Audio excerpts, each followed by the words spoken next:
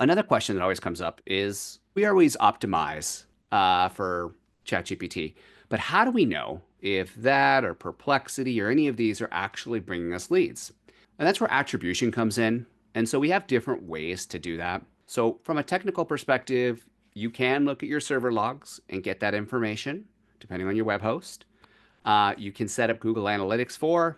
You can create custom segments to capture new referral sources and basically look out for those referral sources that say chat.openai.com or edgeservices.bing.com. You can, have your staff try to answer those questions or ask those questions as well on intake.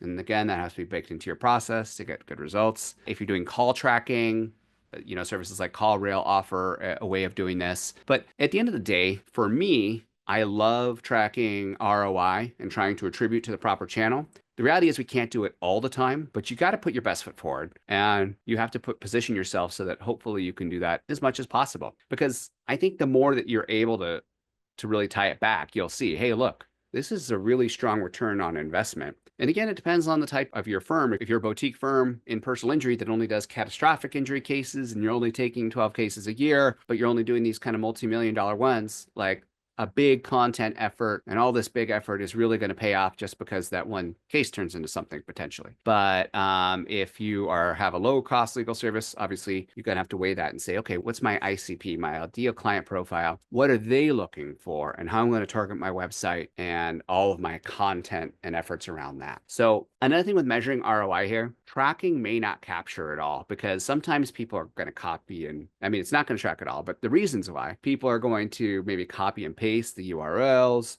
and do other things, obfuscate the URL chain. And so you're not going to have all the data you want, is what I'm saying. But if you start somewhere and you start collecting that data, you're going to be impressed, especially if you tie this into a CRM, if you're not already using one where you're tracking their multiple visits. I love looking at our data and I see, hey, look, people have visited us from ChatGPT, but that was just the first time. Okay. Then a week later, they found us on Google. Okay. And then 2 weeks later, they did this. And ultimately, you have to decide from a tracking a business and marketing perspective where you want that attribution to lie, but all of those play a part in there.